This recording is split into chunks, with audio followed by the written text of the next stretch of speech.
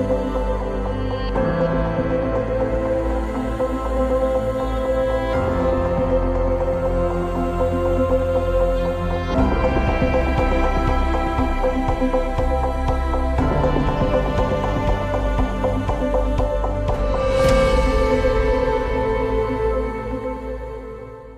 परमेश्वर का धन्यवाद हो आज के सुंदर दिन के लिए कि प्रभु ने फिर से हमें यह अवसर दिया कि हम उसकी आराधना उसके भवन में आकर कर सकें, अपने घरों में अपने परिवार के साथ कर सकें।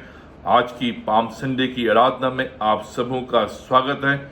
जब हम आज अपने दिलों में, अपने घरों में, अपने भवन में और प्रभु के भवन में आज की आराधना करते हैं और पाम संडे की आराधना को हम मनाते हैं, मेरी प्रार्थना है कि आज की आराधना के द्वारा हम सबों को आशीष मिले, जिससे कि हम परमेश्वर के संगति में रहते हुए, उसकी उपस्थिति में रहते हुए उस विजय में, उस जय में प्रवेश करें जिसके लिए प्रभु यीशु मसीह हमारे लिए इस संसार में आया।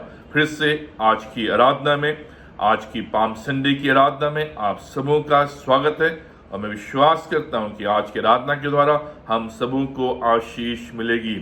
आज के मनन के लिए जो पाठ मैंने चुना है वो पाया जाता है मत्ती रचित सुसमाचार उसका 21वां अध्याय 1 पद से लेकर 11 पद तक। Matthews chapter 21 versus 1 to 11। अब हम जब आज पाम संडे को मना रहे हैं और गुड फ्राइडे और ईस्टर की ओर प्रवेश कर रहे हैं, तो आज हम इस बात पर मन करेंगे कि कैसे प्रभु यीशु मसीह यरूशलेम में प्रवेश करता है। एक विजयी प्रवेश है जिसके द्वारा वो बताना चाहता है कि वो वास्तविक रूप में इस संसार का, इस पृथ्वी का राजा है, हमारे जीवनों का राजा है, हमारे मनों का राजा है। जो इस संसार में आया वो साधारण व्यक्ति नहीं, लेकिन स्वयं परमेश्वर का पुत्र। अब प्रभु यीशु मसीह जब आज यरूशलेम में प्रवेश करते हैं, एक विजयी यात्रा में आते हैं और उसके द्वारा वो यरूशलेम में प्रवेश करते हैं, तो प्रभु यीशु मसीह इस प्रवेश के द्वारा इस बात को अपने चेलों को और लोगों को बताना चाह रहा है कि अब वो धीरे धीरे क्रूस की ओर बढ़ रहा है और क्रूस के बाद परमेश्वर के जबरदस्त कार्य को, जो पुनरुत्थान का कार्य है, उसको हम देखेंगे। प्रभु यीशु मसीह इस प्रवेश के द्वारा अब इस ओर बढ़ रहा है कि कैसे उसके जीवन में दुख आएंगे, कैसे वह सताया जाएगा, कैसे कोड़े खाएगा और कैसे उसको क्रूस पर चढ़ाया जाएगा। और उस दिन बहुत सारे जो लोग आज होशन्ना के नारे लगा रहे हैं, उसको एक राजा के रूप में पुकार रहे हैं, लेकिन जब यीशु मसीह क्रूस पर चढ़ा जाएगा, ये सारे के सारे लोग भाग जाएंगे और उसके विपरीत गवाही देंगे। पाम संडे की जो आराधना है इस बात को बताती है कि अब प्रभु यीशु मसीह क्रूस की ओर बढ़ रहा है। अब ये जो खंड आपके सामने मैंने रखा है, ये खंड उसको बताता है कि कैसे प्रभु यीशु मसीह जब अपनी यात्रा में यरूशलेम में आता है, एक विजयी प्रवेश करता है, तो घोड़े के साथ नहीं, घोड़े के ऊपर सवार होकर नहीं, लेकिन एक गधी के बच्चे के ऊपर सवार होकर यरूशलेम में एक राजा के रूप में प्रवेश करता है। और लोग सोचते हैं कि अगर ये वास्तविक रूप में राजा है तो घोड़े में सवार होकर आए, लेकिन प्रभु यीशु मसीह को ये भाया कि वो कैसे घोड़े को नहीं, लेकिन एक गधी के बच्चे पर सवार होकर यरूशलेम में प्रवेश करे, एक विजयी राजा के रूप में। अब हम थोड़ा समय इस खंड पर व्यतीत करेंगे जो इसको बताता है कि कैसे प्रभु यीशु मसीह उस गधी के बच्चे को प्रयोग करता है, जिसके द्वारा प्रभु यीशु मसीह की महिमा हुई। द डेस्टिनी ऑफ डोंकी, गधी की मंजिल। कैसे प्रभु यीशु मसीह एक छोटे साधारण वस्तु को, जानवर को प्रयोग करता है अपने लिए, जिससे कि उसकी डेस्टिनी निर्धारित हो सके। कैसे प्रभु यीशु मसीह हमारे जीवन को, जो साधारण से जीवन है, जो इस संसार में रहते हैं, जो सोचते हैं कि हमारे जीवन का कोई उपयोग नहीं है, लेकिन जब प्रभु यीशु मसीह उन जीवनों में सवार होता है, उन जीवनों में वास करता है, तो उनकी डेस्टिनी बदल जाती है, उनकी मंजिल बदल जाती है। और यही इस खंड के द्वारा इस गधी के बच्चे के जीवन में हम देखते हैं कि कैसे इसकी डेस्टिनी बदल गई, कैसे इसकी मंजिल बदल गई, और कैसे ये अपने ऊपर अपने राजा को, अपने सृजनहार को सवार किए हुए लेकर आता है, जिससे कि न केवल प्रभु यीशु मसीह को लोग देख सकें, लेकिन इस गधी के बच्चे को भी देख सकें, जिसके ऊपर स्वयं राजा सवार होकर आ रहा है। अब जब हम इस खंड को पढ़ते हैं तो हमें ये मालूम होता है कि प्रभु यीशु मसीह एक छोटे से गांव में अपने चेलों को भेजता है, और वो कहता है कि वहां पर गधी का बच्चा मिलेगा बंधा हुआ, तुम उसको खोल कर लेकर आओ। अब जब जो शागिर्द हैं, जो चेले हैं, उस गधी के बच्चे को लेकर आते हैं, प्रभु यीशु मसीह उसमें सवार होकर यरूशलेम में प्रवेश करता है। एक छोटे से गांव से आया हुआ गधी का ये बच्चा एक शहर में, जो बड़ा शहर है, यरूशलेम शहर है, यीशु के साथ प्रवेश करता है। यह है डेस्टिनी। एक रेलवे स्टेशन में चाय बेचने वाला दिल्ली में प्राइम मिनिस्टर की कुर्सी पर बैठा है। आज बहुत से लोग हैं जो छोटे से गांव में जन्म हुआ, पैदा हुए, लेकिन आज अमेरिका में सेटल्ड हैं, ऑस्ट्रेलिया में सेटल हैं। आज बहुत से लोग हैं जो गांव में रहते थे, लेकिन आज जयपुर शहर में प्रवेश कर रहे हैं। जो प्रभु कार्य करता है वो जबरदस्त। हमारी मंजिल प्रभु के हाथ में है, हमारी डेस्टिनी प्रभु के हाथ में है। जब वो हमारे जीवन में सवार होता है, हमारे जीवन में वास करता है, तो हम चाहे कितनी भी छोटे गांव में क्यों ना हो, कितनी भी छोटी स्थिति में क्यों ना हो, कितने भी छोटे क्यों ना हो, लेकिन प्रभु हमें यरूशलेम शहर में प्रवेश कराता है, बड़े स्थानों में प्रवेश कराता है, बड़े लोगों के बीच में बैठाता है, ऊंचे स्थानों में हमें बैठाता है, जिससे कि हमारे जीवनों के द्वारा प्रभु की महिमा हो सके। अब ये जो खंड है, ये एक भविष्यवाणी जो जकरिया की पुस्तक उसके 9 अध्याय 9 पद में कही गई थी, कई 100 वर्ष पूर्व, वो भविष्यवाणी आज प्रभु यीशु मसीह पूरा करता है। ये जो भविष्यवाणी है जकरिया 9 अध्याय 9 पद में पुराने नियम में, जहां पर लिखा गया है, हे सियोन बहुत ही मगन हो, हे यरूशलेम जय जयकार कर, क्योंकि तेरा राजा तेरे पास आएगा। वो धर्मी और उद्धार पाया हुआ है, वो दीन है और गधे पर वरन गधी के बच्चे पर चढ़ा हुआ आएगा। अब ये भविष्यवाणी कई 100 वर्ष पूर्व कही गई थी, और आज प्रभु यीशु मसीह उस भविष्यवाणी को पूरा करता है। प्रभु यीशु मसीह अब इन अंतिम दिनों में जो जो भविष्यवाणी उसके लिए पुराने नियम में की गई थी, वो सारी भविष्यवाणी एक एक करके पूरा करता है, जिससे कि इस बात को प्रमाणित कर सके, इस बात को बता सके कि जो कुछ भी प्रभु यीशु मसीह के लिए पुराने नियम में कहा गया है, जो कुछ भी बातें पुराने नियम में कही गई हैं, वो सारी की सारी भविष्यवाणी, सारी की सारी बातें सत्य हैं और पूर्ण होंगी। परमेश्वर का वचन पूर्ण है, सत्य है और वो पूरा होता है। जो भी प्रभु यीशु मसीह के लिए पुराने नियम में उसके प्रथम आगमन के संबंध में भविष्यवाणी की गई थी, एक एक भविष्यवाणी पूरी हुई है। और ये इस बात को बताता है कि जो भविष्यवाणी अब प्रभु यीशु मसीह के द्वितीय आगमन के लिए कही गई हैं, वो भी एक एक करके पूरी होंगी। यह है परमेश्वर का वचन। इसलिए परमेश्वर के वचन में जो जो बातें कही गई हैं, उनको हमें गंभीरता से लेना है, उन पर हमें पूर्ण विश्वास करना है, क्योंकि वो सारी की सारी बातें पूर्ण होंगी। इस खंड के द्वारा हम इस बात को देखते हैं कि कैसे परमेश्वर जो छोटे विश्वासी हैं, जो आज पीड़ा में हैं, लेकिन कल जो उनकी डेस्टिनी होगी वो स्वर्ग में होगी, परमेश्वर की गोद में होगी। यह है विश्वासियों की डेस्टिनी। आज पीड़ा में है, आज तकलीफ में है, छोटे स्थानों में है, कोई उनको पूछता नहीं है, लेकिन आने वाले दिनों में उनकी जो डेस्टिनी है वो स्वर्ग है, जहां ना पीड़ा है, ना दर्द है, ना बीमारी है, ना रोग है। वहां परमेश्वर की गोद में परमेश्वर के साथ उसके सिंहासन में विराजमान है। आज कुछ नहीं है, लेकिन कल कुछ होंगे। यह है destiny, the destiny of donkey, एक गधी के बच्चे की मंजिल।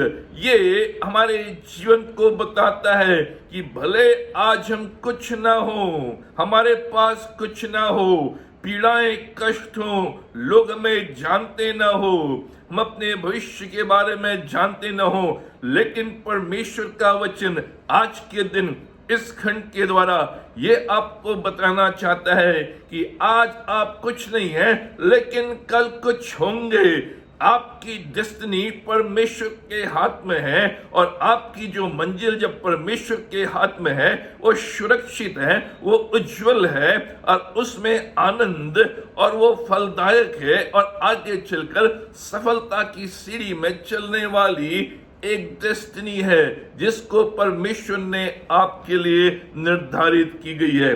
अब इस खंड में हम कई जो चरित्र है उनको देखते हैं।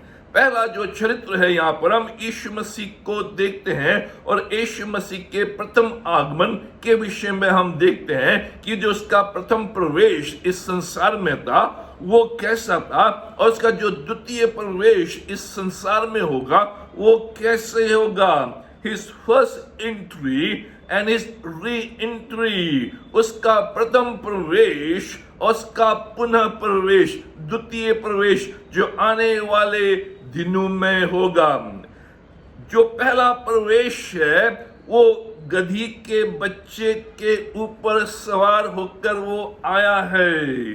उसका जो द्वितीय प्रवेश होगा वो विशाल सफेद घोड़े पर सवार होकर आएगा।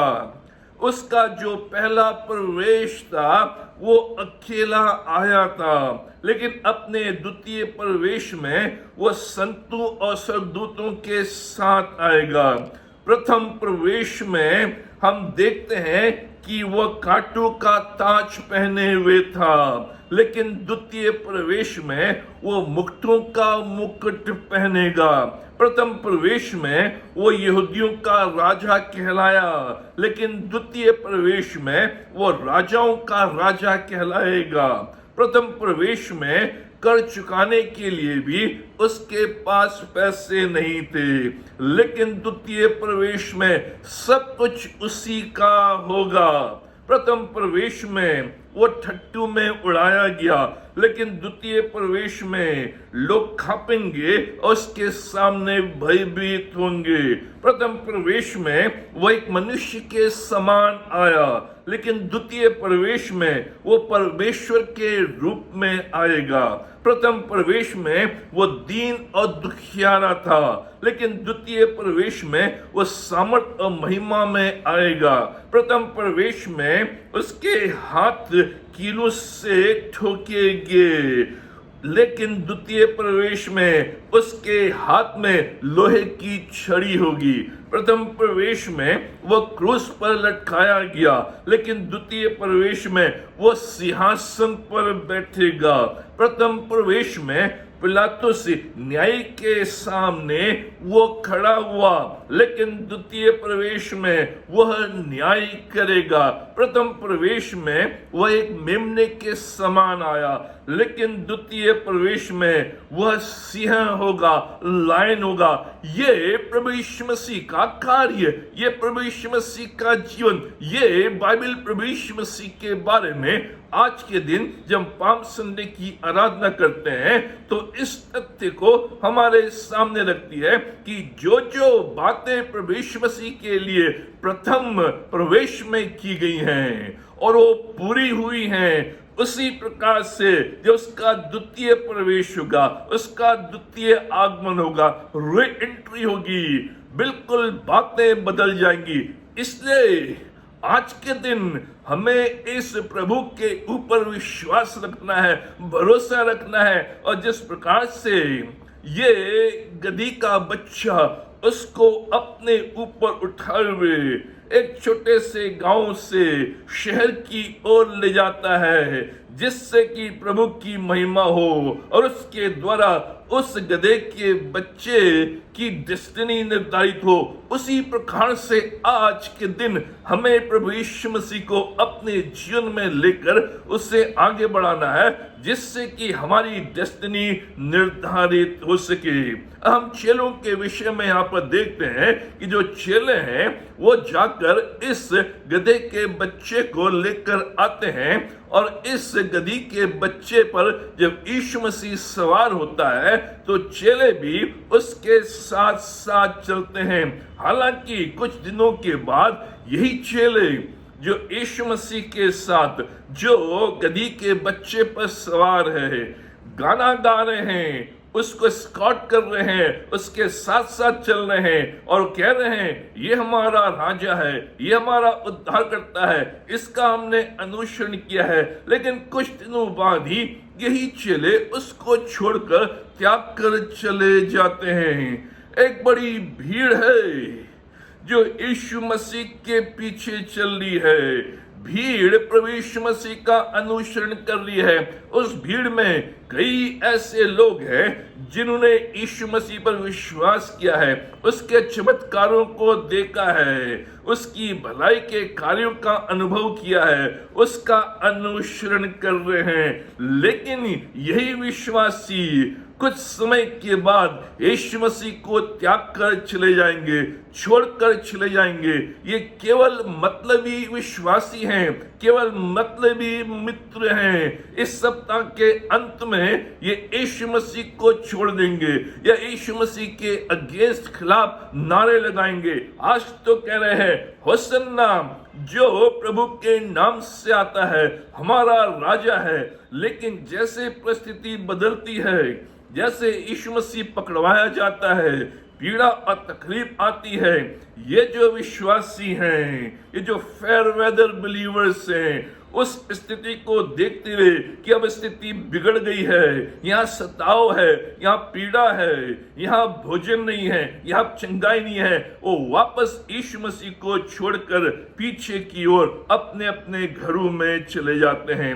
ये वही विश्वासी हैं जो आज हमारे बीच में पाए जाते हैं। जब तक प्रभु यीशु मसीह देता है, चंगाई देता है, उनको उत्तम भोजन देता है, उनकी प्रार्थनाओं को सुनता है, उनके लिए भले कार्य करता है, उसके लिए नारे लगाते हैं होशन्ना, जो प्रभु के नाम से आता है वो हमारा राजा है। लेकिन जैसे दुख आते हैं, जैसे पीड़ाएं आती हैं, जैसे तकलीफें आती हैं, यीशु मसीह को छोड़कर वो दूसरे रास्तों में चले जाते हैं। जो मुख्य चरित्र जिस पर प्रभु यीशु मसीह हमारा ध्यान खींचना चाहता है वो है गधी का बच्चा, द डोंकी। उसकी डेस्टिनी क्या है, उसकी मंजिल क्या है। अब हम यहाँ पर देखते हैं कि कैसे प्रभु यीशु मसीह उस गधी के बच्चे पर सवार होकर यरूशलेम में प्रवेश करता है।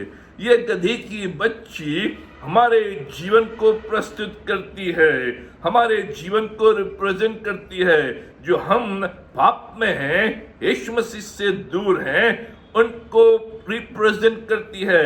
जो भी बातें हम इस गधी के बच्चे के जीवन के विषय में देखते हैं वो बातें हमारे जीवन से जुड़ी हुई हैं। इसलिए आज का जो एक खंड है, यीशु मसीह इस गधी के बच्चे के द्वारा हमें सिखाना चाहता है कि हमारी तस्वीर भी ठीक इसी गधी के बच्चे के समान है।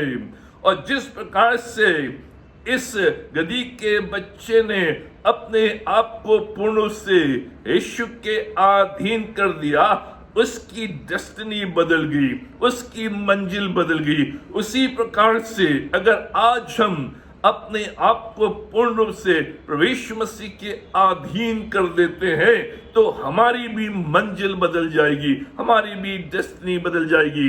अब इस गधी के बच्चे के संबंध में 10 बातें इस खंड में हम पाते हैं जो हमारी तस्वीर को बताती है। पहली बात, ये जो बच्चा था ये बंधा हुआ था, ही वॉज टाइड, वो रस्सी से, साकल से बंधा हुआ था, वो स्वतंत्र नहीं था, वो इधर उधर घूम नहीं पा रहा था, वो इस तरह से बंधा था जिससे कि वो उसी स्थान पर रहे, बंधुआई में है, बंधा हुआ है। आज हम भी कई बातों के द्वारा जकड़े हुए हैं, बंधे हुए हैं। कई ऐसी आदतें हैं जिन्होंने हमें बांध कर रख दिया है, हम स्वतंत्र नहीं हैं। कई ऐसी वस्तुएं हैं जिनके सेवन के द्वारा हम बंधे हुए हैं। हमारी जीवन शैली ऐसी बन गई है कि हम बंधे हुए हैं कई बातों से, कई बुरी आदतों से, कई वस्तुओं से, कई प्रकार के पापों से हम बंधे हुए हैं। इसलिए हमें वहां से निकलना है जिससे कि उस बंधुआई से निकल सके, उस बंधे हुए जीवन से निकल सके और स्वतंत्र हो सके। दूसरी बात, इस गधी के बच्चे के विषय में, ये बच्चा बिना लगाम के है, ही वॉज अनटेम्ड, जिद्दी है, बलवा करने वाला है, मन मर्जी है। उसे इसलिए बांधा है क्योंकि वो जिद्दी है, वो एक जगह नहीं रहेगा, इधर उधर भागेगा, बलवा करेगा, मन मर्जी का मालिक है। उसी प्रकार से आज हम बिना लगाम के हैं। जब हमारा जीवन प्रभु के अधीन नहीं तो हम जिद्दी बन जाते हैं, बलवा करने वाले बन जाते हैं, मन मर्जी वाले बन जाते हैं और कहते हैं हमारी मर्जी चलेगी, मैं किसी के अधीन नहीं हूं, मेरी इच्छा सर्वोपरि है, जैसा मैं चाहूंगा वैसा मैं करूंगा, जहां मैं जाना चाहूंगा वहां मैं जाऊंगा, जो मैं करना चाहूंगा वो मैं करूंगा। हम भी बिना लगाम के। तीसरी बात, इस बच्चे के संबंध में, ये बच्चा बाहर था, ही वॉज आउटसाइड। बहुत से लोग आज प्रभु यीशु मसीह के पास नहीं है, प्रभु यीशु मसीह के राज्य से बाहर है। प्रभु यीशु मसीह ने जो धन्य आशा दी है उससे वो बाहर है, परमेश्वर के उद्धार के कार्य से वो बाहर है। इसलिए इफिसियंस का 2 अध्याय उसके 12 पद में स्पष्ट रूप में कहा गया है, आज बहुत से लोग यीशु मसीह से अलग हो गए हैं, वो प्रतिज्ञा के भागी नहीं है, आशाहीन है। बहुत से लोग चर्च में तो आ रहे हैं, अपने आप को क्रिश्चियन और मसीह तो कहते हैं, लेकिन फिर भी वो परमेश्वर के राज्य से बाहर हैं, मसीह से अलग हैं, मसीह की जो प्रतिज्ञाएं दी गई हैं उनके वो भागी नहीं है, आशाहीन है, कोई आशा उनके जीवन में नहीं है। चौथी बात, इस गधी के बच्चे के संबंध में, वो 2 राह पर था, 2 रास्ते पर था, क्रॉस रोड्स में था। वो 2 रास्ते जहां पर मिलते हैं उनके बीच में वो था, जहां वो बंधा हुआ था वहां 2 रास्ते मिलते थे। वो कहां जाए, कैसे जाए मालूम नहीं। जहां भी 2 राह होता है, क्रॉस रोड्स होते हैं, वहां निर्णय लेने का स्थान होता है, मैं किस ओर जाऊं। यहाँ 2 रास्ते हैं, मुझे एक चुनना है। जो भी रास्ता मैं चुनूंगा, जो भी निर्णय मैं लूंगा, वो मेरी डेस्टिनी को निर्धारित करेगा। इस बच्चे को भी एक रास्ता चुनना था कि वो वहीं बंधा रहे या वापस यीशु मसीह के पास आए, उसको अपने ऊपर सवार करके उसे यरूशलेम शहर में ले जाए। उसने वो रास्ता चुना जिसने उसकी डेस्टिनी को बदल दिया। प्रिय मित्रों, आज बहुत से लोग 2 राह पर खड़े हुए हैं। वहां पर खड़े हुए हैं जहां उनको मालूम नहीं कौन सा निर्णय ले, और कई बार उस रास्ते पर वो गलत निर्णय ले लेते हैं, गलत चुनाव कर लेते हैं, गलत रास्ते को ढूंढ लेते हैं, गलत रास्ते पर चलने लगते हैं, इसलिए उनकी मंजिल बिगड़ जाती है, उनका भविष्य अंधकार में आ जाता है, बुराई में फंस जाते हैं। लेकिन आज जिस रास्ते पर आप खड़े हैं, प्रभु यीशु मसीह से कहें, मैं तेरे पीछे चलना चाहता हूं, मैं तुझको अपने हृदय में बैठाना चाहता हूं, अपने जीवन में सवार करना चाहता हूं, जिससे कि तू मेरे जीवन के द्वारा आगे बढ़े। उस रास्ते पर मैं तुझे ले जाऊं जिस रास्ते पर तू मुझसे चाहता है कि मैं चलूं, जिससे कि मेरी डेस्टिनी, जिससे कि मेरा मंजिल सुरक्षित रहे। पांचवी बात इस गधी के बच्चे के संबंध में, वो दरवाजे पर था, द्वार पर था। He was by the door, बिल्कुल वो अपने घर के दरवाजे पर था। किसी भी समय वहां नॉक आ सकती थी, खटखटा सकते थे। इसलिए यीशु मसीह ने कहा, मैं द्वार हूं, जो भी मेरी आवाज सुनकर द्वार को खोलेगा, मैं उसके अंदर प्रवेश करूंगा और वो मेरे साथ हमेशा हमेशा के लिए रहेगा। जो भी प्रभु यीशु मसीह में प्रवेश करता है, उसका जीवन खुशहाल होता है। छठी बात इस गधी के बच्चे के संबंध में, वो खोला गया, ही वॉज अनटाइड, स्वतंत्र कर दिया गया। जब उसने यीशु की आवाज को सुना कि यीशु को मेरी जरूरत है, उसने जिद नहीं किया, उसने कहा मुझे खोल दो, मैं यीशु को अपने ऊपर बैठा कर ले जाऊंगा, वो मेरी सवारी है। प्रभु स्वतंत्र करता है, चाहे हम कितने भी बंधनों में क्यों ना हो, प्रभु हमें स्वतंत्र करता है। हम चाहे कितनी भी बुरी आदतों में क्यों ना हो, प्रभु हमें स्वतंत्र करता है। चाहे हम कितने भी भयंकर पाप में गिरे क्यों ना हो, प्रभु हमें वहां से स्वतंत्र करता है। चाहे हम कितने भी भयानक डिजीज में, शैतानी आक्रमण से घिरे क्यों ना हो, प्रभु हमें वहां से स्वतंत्र करता है। यह प्रभु का कार्य है। इस बंधे हुए बच्चे को यीशु स्वतंत्र करता है और उस छोटे से गांव से निकालकर उसे बड़े यरूशलेम शहर में प्रवेश कराता है, जहां लाखों की भीड़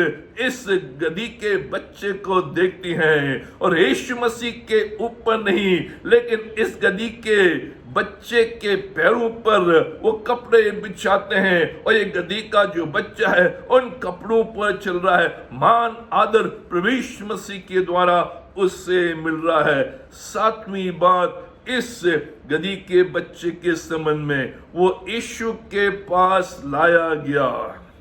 यीशु ने जब उससे बुलाया, वो यीशु के पास आया।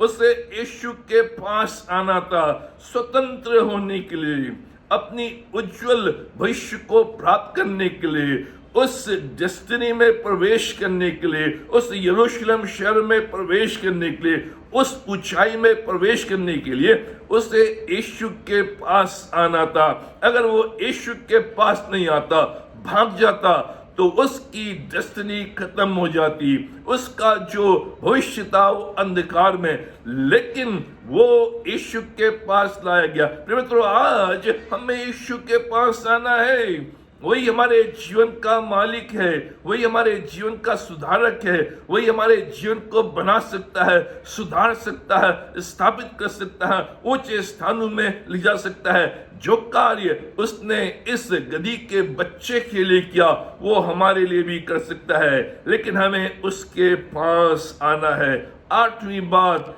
इस गधी के बच्चे के संबंध में, उसने विरोध नहीं किया। He did not resist. जब उससे खोला गया, जब उससे कहा गया कि तुझे शहर में जाना है, यीशु मसीह को अपने ऊपर बैठाना है और उसकी सवारी तुझे बनना है, तो उसने विरोध नहीं किया। उसने ये नहीं कहा कि मैंने कभी शहर नहीं देखा है इसलिए मैं शहर नहीं जाऊंगा, अभी तक कोई मेरे ऊपर सवार नहीं हुआ इसलिए मैं किसी को सवार नहीं होने दूंगा, मैं छोटा हूं, मैं किसी बड़े व्यक्ति को अपने ऊपर सवार नहीं होने दूंगा। कोई भी बात नहीं, कोई भी विरोध नहीं, वो चुपचाप यीशु मसीह की सेवा के लिए, यीशु मसीह को अपना जीवन देने के लिए, यीशु मसीह के कार्य को करने के लिए वो चल पड़ा, विरोध नहीं। कई बार परमेश्वर का वचन हमारे पास आता है, कई बार हम अपने कानों से परमेश्वर की आवाज को सुनते हैं या परमेश्वर के वचन के द्वारा उसकी आवाज को सुनते हैं, लेकिन हम विरोध करते हैं, हम रेसिस्ट करते हैं कि प्रभु अभी समय नहीं है, ये समय ठीक नहीं है, अभी मैं तुझे अपना जीवन दे नहीं सकता, अभी मैं तुझे अपना समय दे नहीं सकता, अभी मैं तुझे अपना धन दे नहीं सकता, अभी मैं तुझे अपने टैलेंट्स दे नहीं सकता। बाद में हम विरोध करते हैं, इसलिए हमारी डेस्टिनी ठीक नहीं होती है, हम सही मंजिल में डेस्टिनी में पहुंच नहीं पाते हैं और हम आधे रास्ते पर ही रुक जाते हैं क्योंकि हम विरोध करते हैं। 9वीं बात इस गधी के बच्चे के संबंध में परमेश्वर की महिमा के लिए प्रयोग किया गया। हम 5वें पद में देखते हैं कि कैसे इस गधी के बच्चे के द्वारा प्रभु यीशु मसीह की महिमा हुई। जब इसको प्रभु यीशु मसीह के लिए प्रयोग किया गया, इसने अपने आप को प्रभु यीशु मसीह के प्रयोजन के लिए, प्रयोग के लिए दे दिया। जब प्रभु यीशु मसीह इस पर सवार हो रहा है, प्रभु यीशु मसीह की महिमा, गधी के बच्चे की महिमा नहीं, उसका स्तुति गान नहीं, उसके कार्यों का बखान नहीं, लेकिन यीशु मसीह की महिमा, परमेश्वर के उस धन्य वचन का पूरा होना जिसके द्वारा वचन सत्य हुआ, जो वचन कई वर्षों पूर्व कहा गया था कि वो गधी के बच्चे के ऊपर सवार होकर यरूशलेम में प्रवेश करेगा और उसके द्वारा प्रभु यीशु मसीह की महिमा होगी। इस गधी के बच्चे ने उस वचन को अपने जीवन के द्वारा पूरा होने दिया और अपने जीवन के द्वारा प्रभु की महिमा हुई। हमारे जीवन का एक ही लक्ष्य कि मेरे जीवन के द्वारा परमेश्वर की महिमा हो। अगर परमेश्वर ऊपर उठाया जाएगा तो परमेश्वर मुझे उठाएगा। मेरे जीवन का एक ही लक्ष्य कि परमेश्वर का नाम बढ़े, उसका राज्य बढ़े, उसकी महिमा हो, उसको ग्लोरी मिले, उसको प्रेज मिले, उसका नाम धन्य है। 10वीं बात जो हम इस गधी के बच्चे के संबंध में देखते हैं, अपने आप को प्रभु की इच्छा के अधीन समर्पित किया। प्रभु उस पर सवार, अंत में जब उस बच्चे को लाया गया, प्रभु उस बच्चे पर सवार है। उसने अपने आप को प्रभु की इच्छा के अधीन समर्पित किया। उसने कहा, प्रभु मैं यहाँ हूँ, मुझे प्रयोग कर, मैं यहाँ हूँ, अपनी सेवा के लिए मुझे ले। जो भी तू मेरे जीवन के द्वारा करना चाहता है, मैं तेरी इच्छा पूरी करने के लिए समर्पित हूँ। और प्रभु यीशु मसीह उस पर सवार हो गया। उसने अपने ऊपर प्रभु यीशु मसीह को बैठा लिया। मित्रों, ये है हमारा जीवन कि हमें प्रभु यीशु को अपने ऊपर बैठाना है, सवार करना है। प्रभु हमारे ऊपर सवार हो। प्रभु ये जीवन तेरे लिए समर्पित है, तेरी इच्छा के लिए समर्पित है। जो भी तू चाहता इस जीवन के द्वारा हो, उससे तू पूरा कर। जिस रूप में तू इस जीवन को इस्तेमाल करना चाहता है, उस रूप में तू इस जीवन को इस्तेमाल कर। मेरा जीवन तेरी इच्छा के लिए समर्पित है, तेरी इच्छा के अधीन समर्पित है। और इसलिए इस गधी के बच्चे की destiny the destiny of the donkey, वो यरूशलेम में प्रवेश कर रहा है। जब जब हम पाम संडे बनाते हैं, इस गधी के बच्चे को स्मरण करते हैं।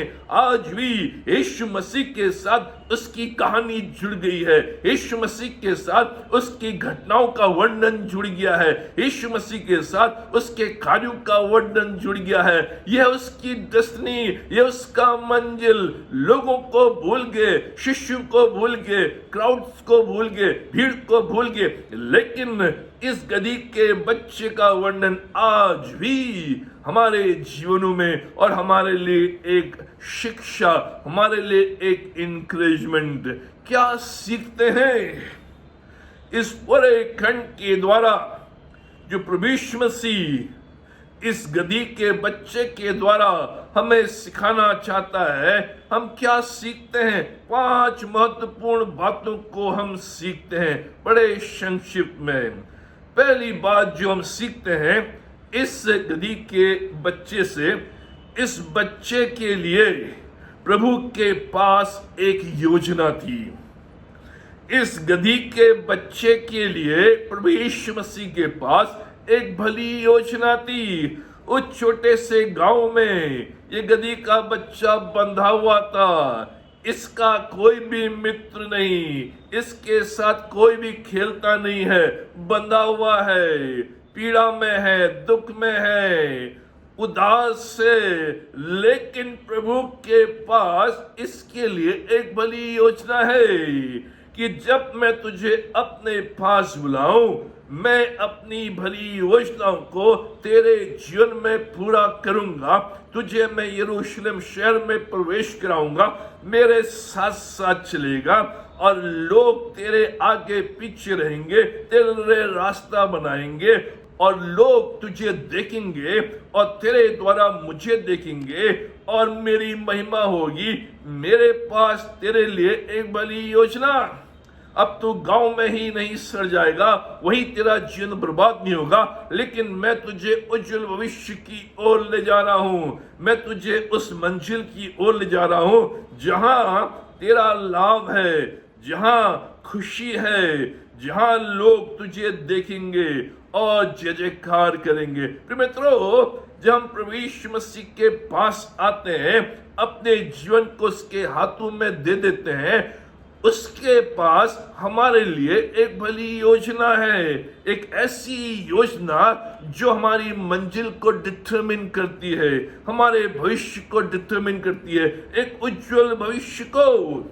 इसलिए परमेश्वर का वचन कहता है यिर्मयाह 29 अध्याय उसके 11वें पद में, क्योंकि यहोवा की यह वाणी है कि जो कल्पनाएं मैं तुम्हारे विषय करता हूं उन्हें मैं जानता हूं, वे हानि की नहीं वरन कुशल की हैं, और अंत में तुम्हारी आशा पूरी करूंगा।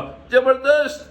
यह परमेश्वर की भली योजना आपके लिए और मेरे लिए कि जो कल्पनाएं मैं तेरे लिए करता हूं वो कल्पनाएं कुशल की हैं, वो मंजिल कुशल की है, वो डेस्टिनी कुशल की है।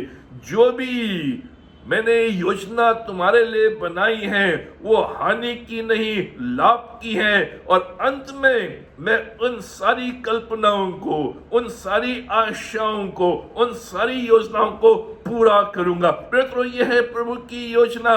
जब हम इस तरह की ओर बढ़ रहे हैं, इस बात पर विश्वास करें कि प्रभु ने मुझे बुलाया है और वो अपनी भली योजना को मेरे जीवन में अवश्य पूरा करेगा, और जो योजना उसने मेरे लिए बनाई है वो हानि की नहीं है, लाभ की नहीं है, और अंत में वो पूरा करेगा और मेरी डेस्टिनी खुशहाल रहेगी, मेरी मंजिल उज्जवल रहेगी और मैं आगे बढ़ूंगा। दूसरी बात जो हम यहाँ पर सीखते हैं, इस बच्चे को चुना गया कि वह उसकी योजना को पूरा करे।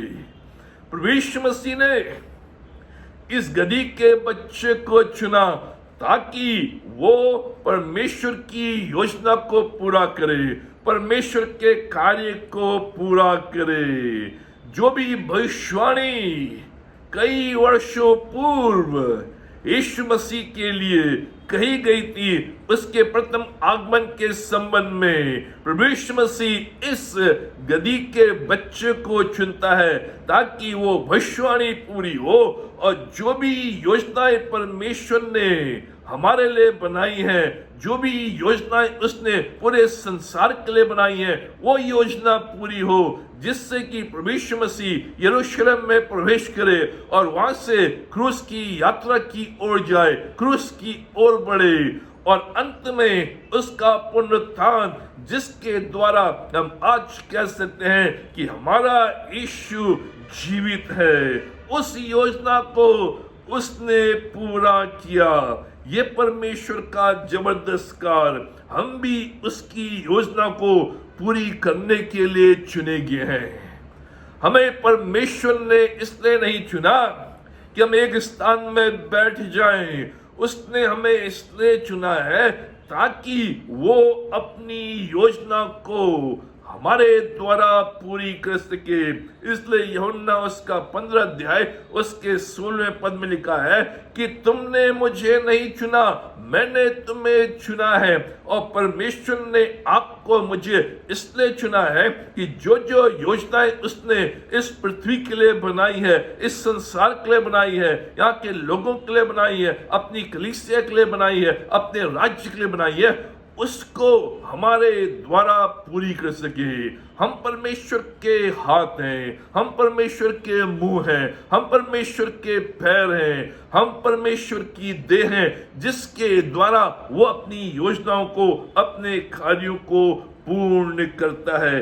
ये परमेश्वर का वचन इफिसियों 2 अध्याय उसके 10वें पद में लिखा है, क्योंकि हम उसके बनाए हुए हैं और मसीह यीशु में उन भले कामों के लिए सृजे गए जिन्हें परमेश्वर ने पहले से हमारे करने के लिए तैयार किया है। यह है परमेश्वर की वाणी कि उसने हमें अपने भले कामों के लिए सृजा है। जो भी योजनाएं उसने पहले से बनाई हैं, उनको हमारे द्वारा करने के लिए हमें चुना है। ये हमारी है धन्य आशा, ये हमारा चुनाव है, ये हमारी डेस्टिनी है। प्रभु किसी और को चुन सकता था, लेकिन उसने आपको और मुझे चुना ताकि अपने भले कार्यों को इस पृथ्वी के ऊपर पूर्ण कर सके, अपनी योजनाओं को इस पृथ्वी के ऊपर हमारे द्वारा कर सके। ये परमेश्वर का महान कार्य, ये हमारा सौभाग्य जो परमेश्वर हमें चुनता है। उसके चुनाव को आप नजरअंदाज न करें, उसके चुनाव को आप हल्के में न लें। अगर प्रभु ने आपको चुना है अपने कार्य के लिए, अपनी सेवा के लिए, अपनी योजनाओं को बनाने के लिए, उसको हल्के में ना लें, गंभीरता से लें। इस गदही के बच्चे ने बड़ी गंभीरता के साथ इस चुनाव को लिया। उसके अंदर डर था, उसके अंदर भय था। पहली बार वो शहर की ओर आया था, उसे मालूम नहीं शहर कैसा है। उसने कभी भी बड़ी बड़ी आवाजें, ऊंची ऊंची आवाजें नहीं सुनी, कई शहनाई नहीं सुनी, कई इतनी बड़ी भीड़ नहीं देखी। लेकिन उन सबको झेलते हुए, उन सबको अपने वश में करते हुए यीशु मसीह को उस भीड़ के द्वारा उस भीड़ में लेकर जा रहा है, उस भीड़ के साथ लेकर जा रहा है। कभी डरता है, कभी कांपता है, लेकिन फिर भी यीशु मसीह को अपने जीवन से, अपने ऊपर से गिरने नहीं देता है। इतना बड़ा भार पहली बार उसने अपने ऊपर, अपने कांधों के ऊपर लिया था। थक गया था, उस भार को उठा नहीं पा रहा था, लेकिन उसने कहा ये योजना प्रभु मेरे द्वारा करना चाहता है। मैं थक तो गया हूँ, ये बोझ जो मेरे ऊपर है बड़ा भारी तो है, मैं लंगड़ा तो रहा हूँ, लेकिन मैं गिरूंगा नहीं। प्रभु की योजना को मैं अपने जीवन के द्वारा पूरी करूंगा, जिससे मेरे प्रभु का नाम हो, मेरे प्रभु की महिमा हो। ये एक दिल की बात है, यह एक कल्पना जो परमेश्वर हमारे लिए करता है। हम कई बार थक जाते हैं, कई बार हार जाते हैं, कई बार गिर जाते हैं और यीशु मसीह को गिरा देते हैं, उसको छोड़ देते हैं। लेकिन प्रभु यीशु मसीह हमसे कहता है कि जो कल्पनाएं मैंने तुम्हारे लिए की हैं, जिन भले कामों के लिए मैंने तुम्हें सृजा है, उनको मैं तुम्हारे द्वारा करना चाहता हूं। इसलिए गंभीरता के साथ इस चुनाव का हम पालन करें, जिससे कि हम अपने प्रभु को अपने जीवन के द्वारा गिराए नहीं, लेकिन हमेशा उठा के रखें। पीड़ा में, कष्ट में, बीमारी में, तकलीफ में उसको हम ऊपर रखें, और तभी हमारी जो मंजिल है वो सुरक्षित रहेगी। तीसरी बात जो हम सीखते हैं, इस बच्चे ने नए कपड़े पहने। द डोंकी वोर न्यू क्लोथ्स। पहली बार उसको नए कपड़े पहनाए गए। जो कपड़े प्रभु यीशु मसीह के लिए लोग लेकर आए थे, उन्होंने उन कपड़ों को, नए कपड़ों को, मलमल के कपड़ों को, कीमती कपड़ों को उस गधी के बच्चे के ऊपर रख दिए, उससे पहना दिया, उसे तैयार किया। एक दुल्हन के रूप में नए अच्छे कपड़े पहनकर यीशु मसीह को अपने ऊपर बिठाकर वो जा रहा है। लोग रास्ते में फूल फेंक रहे हैं, कपड़े बिछा रहे हैं, दरी बिछा रहे हैं, कारपेट बिछा रहे हैं, रेड कारपेट बिछा रहे हैं यीशु मसीह के लिए, लेकिन यीशु मसीह उस रेड कारपेट पर नहीं, लेकिन ये गधी का बच्चा उस रेड कारपेट पर चलता है। जब हम प्रभु यीशु मसीह को अपने ऊपर बिठाते हैं, अपने साथ लेकर चलते हैं, तो हमें वो रेड कारपेट का अनुभव देता है, ऊंचे स्थानों में ले जाता है, महिमा का कारण बनाता है, जो प्रभु यीशु मसीह ने इस गधी के बच्चे के लिए किए। इसलिए प्रभु का वचन कहता है, जब हम यीशु मसीह में आते हैं, we receive new garments of life. हमें जीवन के नए कपड़े पहनाए जाते हैं, हमारा पुराना जीवन बदल जाता है। जो भी हमारे पुराने कपड़े हैं, जो भी हमारे पुराने वस्त्र हैं, जो भी हमारी पुरानी आदतें हैं, जो भी हमारे पुराने पाप हैं, जो भी हमारे पुराने कष्ट हैं, उनको दूर करके हमें नए कपड़ों से तैयार किया जाता है, नई वस्तुओं से तृप्त किया जाता है। ये प्रभु का कार्य है। और तुम में से जितनों ने मसीह में बपतिस्मा लिया है, उन्होंने मसीह को पहन लिया है। ये गलतियों 3 अध्याय के 27वें पद में कहा गया है, जितनों ने यीशु मसीह के नाम से बपतिस्मा लिया है, उस पर विश्वास किया है, उसके बाद बपतिस्मा लिया है।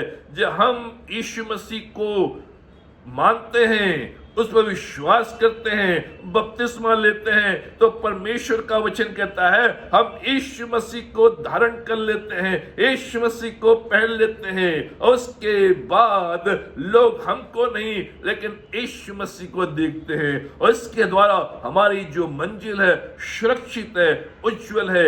यही हम इस गधी के बच्चे के जीवन में देखते हैं, क्योंकि यीशु मसीह उस पर सवार है, इसलिए वो नए कपड़े पहने हुए हैं।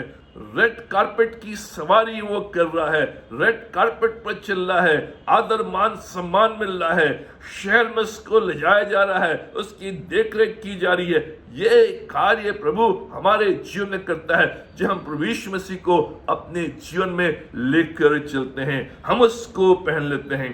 नई नई चीजों से हमें तृप्त करता है, नए कार्यों के लिए हमें तैयार करता है, उज्जवल भविष्य की ओर ले जाता है, सफलता की ओर ले जाता है, हमारे नाम को ऊंचा करता है। इसलिए परमेश्वर का वचन कहता है कि मैंने तुम्हें पूंछ नहीं लेकिन ऊंचा बनाया है, सर बनाया है। जब भी हम प्रभु यीशु मसीह को पहन लेते हैं, वो हमारे ऊपर सवार करता है, हम ऊंचाइयों में जाते हैं। चौथी बात जो हम इस गधी के बच्चे के विषय में देखते हैं और सीखते हैं, जहां उससे ले जाया गया वहां वो गया। ये जो गधी का बच्चा है, जहां जहां उसे ले जाया गया वहां वहां वो गया। उसने ये नहीं कहा मैं इस रास्ते पर नहीं चलूंगा क्योंकि यहाँ कांटे हैं। उसने ये नहीं कहा मैं इस रास्ते पर नहीं चलूंगा, यहाँ बहुत धूल है। उसने ये नहीं कहा मैं इस रास्ते पर नहीं चलूंगा, यहाँ पर यातायात बहुत तेजी से आ रहा है। मैं इस रास्ते पर नहीं चलूंगा, यहाँ भीड़ बहुत है। मैं इस रास्ते पर नहीं चलूंगा, यहाँ लोग बड़ी बड़ी बांसुरी बजा रहे हैं, बीन बजा रहे हैं, शनाई बजा रहे हैं, ढोलक बजा रहे हैं, जिससे मेरा दिल कांप रहा है, मैं डर रहा हूं, मैं यहां नहीं जाऊंगा, मैं इस पगडंडी से होकर नहीं जाऊंगा, इस छोटे से रास्ते से होकर नहीं जाऊंगा, मुझे भूख लगी है, मुझे प्यास लगी है, मैं थोड़ी देर बैठना चाहता हूं, मैं थक गया हूं। उसने ऐसा कुछ नहीं। जहां जहां यीशु मसीह उसे लेकर गया, वहां वहां वो गया। चाहे वो कठिनाई का रास्ता था, पीड़ा का रास्ता था, आराम का रास्ता था, सुखदायी रास्ता था, भले वहां पर कांटे थे, पानी नहीं था, भोजन नहीं था, थक गया था, बैठने की जगह नहीं थी, लेकिन फिर भी वो चलता रहा। पूरी सृष्टि प्रभु यीशु मसीह के प्रभाव में है। और इस गधी के बच्चे ने कहा, जहां जहां मेरा प्रभु मुझे ले जाएगा, मैं उससे लेकर जाऊंगा। कई बार वो थक गया, बैठने की कोशिश की, लेकिन उसने कहा नहीं, मैं बैठूंगा नहीं, मेरा प्रभु मेरे ऊपर सवार है। कई बार उससे प्यास लगी, लेकिन रुका नहीं, क्योंकि प्रभु मेरे ऊपर सवार है। प्रिय यह है जीवन। आज हम पाम संडे बनाते हैं, क्रूस की ओर बढ़ते हैं। क्या हम प्रभु के लिए इस प्रकार से समर्पित हैं, प्रभु जहां तू मुझे ले जाएगा वहां मैं जाऊंगा। जो भी जीवन के आराम हैं, पीड़ाएं हैं, कष्ट है, खुशियां हैं, उनको मैं सहज रूप स्वीकार करूंगा। मैं तेरे पीछे पीछे चलूंगा। जहां जहां मुझे जाना है तेरी इच्छा के अनुसार, वहां वहां मैं जाऊंगा। प्रिय मित्रों, कई बार हम कुड़कुड़ाते हैं, हम शिकायत करते हैं, छोटी सी परेशानी आ जाती है, कभी हमारी दिशा बदल जाती है, या हमारे कार्य बदल जाते हैं, जॉब बदल जाती है, घर बदल जाते हैं, रिश्ते बदल जाते हैं, हम परेशान हो जाते हैं, हम कंप्लेन करने लगते हैं, अपने रास्ते बदल देते हैं, रुक जाते हैं, आगे नहीं बढ़ते हैं, और हम प्रभु यीशु मसीह को हम कोसने लगते हैं। लेकिन इस गधी के बच्चे ने एक बार भी नहीं, एक लंबी यात्रा बिना कुड़कुड़ाए, बिना शिकायत किए, उसने कहा, मेरा प्रभु मेरे ऊपर सवार है, मैं कष्ट सह लूंगा, ले अपने प्रभु को कष्ट नहीं दूंगा। मैं दुख सह लूंगा, लेकिन अपने प्रभु को दुख नहीं दूंगा। उसके नाम को मैं आगे करूंगा। मित्रों, यह है जीवन, और प्रभु यीशु ये चाहता है इस दौरान कि हम भी उसके लिए इस रूप में समर्पित रहें। पांचवी बात जो हम इस खंड से सीखते हैं, इस बच्चे के द्वारा प्रभु लोगों को भली भांति दिखाई दिया। इस बच्चे के द्वारा प्रभु लोगों को भली भांति दिखाई दिया। ये जो गधे का बच्चा है, इसने प्रभु यीशु मसीह को अपने ऊपर बैठा कर रखा है। उसकी एक ही इच्छा है कि मैं ऐसे चलूं, ऐसे स्थानों पर जाऊं जहां पर यीशु मसीह को लोग देख सकें। वो अपने आप को छुपा रहा है, लेकिन यीशु मसीह को ऊपर कर रहा है। जब भी कोई बड़ी भीड़ यीशु मसीह के आसपास आ जाती थी, उसको देख नहीं पाती थी, उस भीड़ को काटते हुए आगे जाता था, जिससे कि लोग उससे देख सके। उसने अपने ऊपर यीशु मसीह को बैठाया है ताकि दूर से भी लोग यीशु मसीह को देख सके। उसके जीवन की एक ही इच्छा कि मेरे जीवन के द्वारा, मेरे कार्यों के द्वारा लोग भली भांति यीशु को देख सके। अगर ये गधी का बच्चा यीशु मसीह को गिरा देता, यीशु मसीह को अपने ऊपर नहीं बैठाता, तो भीड़ उससे देख नहीं पाती। लेकिन उसकी ये इच्छा है कि प्रभु यीशु मसीह को लोग देख सकें। प्रभु ने कहा, जब मैं ऊपर उठाया जाऊंगा, लोगों को अपने ओर खींचूंगा। यही यहां पर हुआ है। इस गधी के बच्चे के द्वारा प्रभु यीशु मसीह ऊपर उठाया गया, उसके द्वारा लाखों लोग उसकी ओर आकर्षित हुए, और लोगों ने यीशु मसीह को देखा। मेरे बारे में नहीं, मेरे राज्य के बारे में नहीं, मेरे परिवार के बारे में नहीं, लेकिन सब कुछ प्रभु के बारे में। लोग मुझे देखें ना देखें उससे कोई फर्क नहीं पड़ता, लोग मेरे विषय में बातें करें ना करें उससे कोई फर्क नहीं पड़ता, लोग मेरी चर्चा करें ना करें उससे कोई फर्क नहीं पड़ता, लेकिन मेरे जीवन का एक ही उद्देश्य, सब कुछ प्रभु के बारे में, लोग प्रभु के बारे में चर्चा करें, लोग प्रभु को देखें, लोग प्रभु की महिमा करें। मेरे जीवन का उद्देश्य कि मैं प्रभु को ऊपर उठाऊं, अपने कंधे में बैठाऊं, जिससे कि मेरा मुंह ढक जाए लेकिन यीशु मसीह का मुंह दिखाई दे, यीशु मसीह का व्यक्तित्व दिखाई दे। और लिखा है जब भी हम यीशु मसीह को ऊंचा उठाते हैं अपने जीवन के द्वारा, अपने कार्यों के द्वारा, तब प्रभु यीशु मसीह हमें ऊपर उठाता है। इसलिए लोगों ने कहा, कौन है ये जो गधी के बच्चे पर सवार है? क्योंकि उनने यीशु मसीह को देखा है। प्रिय मित्रों, हमारे जीवन का एक ही लक्ष्य कि मेरे जीवन के द्वारा प्रभु दिखाई दे, उसकी महिमा हो, लोग उसको जाने, ऊपर उठाया जाए, जिसके द्वारा वो आशीष जो मुझे देना चाहता है उसको मैं प्राप्त कर सकूं। परमेश्वर ने हमारे लिए योजना बनाई है, उस योजना को हमारे जीवन के द्वारा पूरी करना चाहता है। अगर हम प्रभु को अपने जीवन में सवार करते हैं, अपने जीवन में उसको लेते हैं और उसको अपने कंधों में बैठाकर आगे ले जाते हैं, उसकी महिमा करते हैं, तो प्रभु हमें आशीष देगा। प्रभु आज विजय प्रवेश यरूशलेम में करता है इस गधी के बच्चे के द्वारा।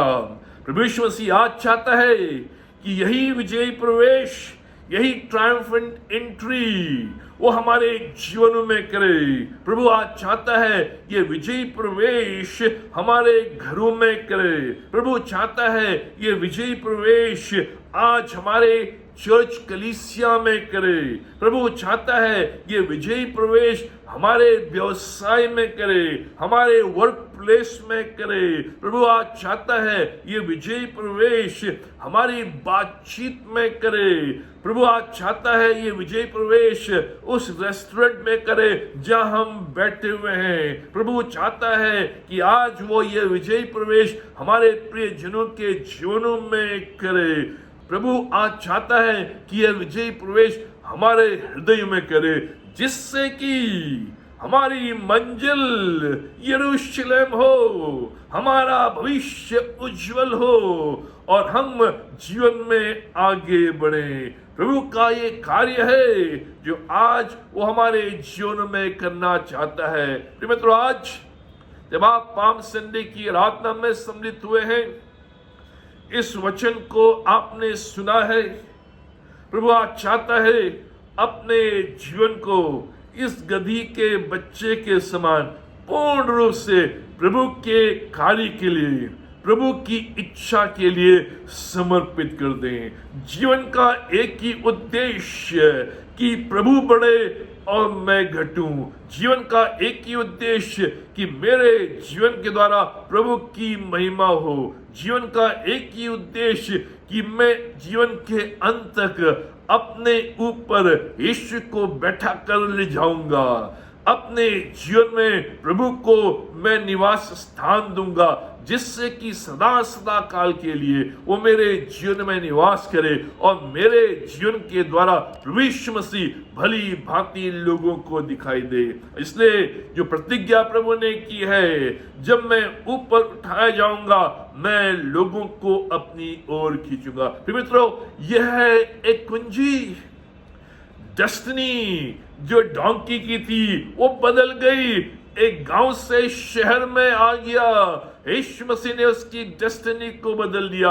आज जब हम अपने जीवन को उसके हाथों में देते हैं, वो हमारी डेस्टिनी को बदल देता है, हमारी मंजिल को बदल देता है। जो भी आज आपकी शंकाएं हैं, जो भी बाधाएं रुकावटें हैं, जो भी योजनाएं आपके जीवन में पूरी नहीं हो रही हैं, जो भी कल्पनाएं आपने की हैं, जो भी स्वप्न आपने देखे हैं, वो पूर्ण नहीं हो रहे हैं, लेकिन आज आप अपने आप को पूर्ण से प्रभु की इच्छा के अधीन कर दें और कहें, प्रभु आज से ये जीवन तेरे लिए, और मैं अपने हृदय में पूर्ण रूप से तेरे प्रवेश को चाहता हूं, जिससे कि मेरी डेस्टिनी बदल जाए।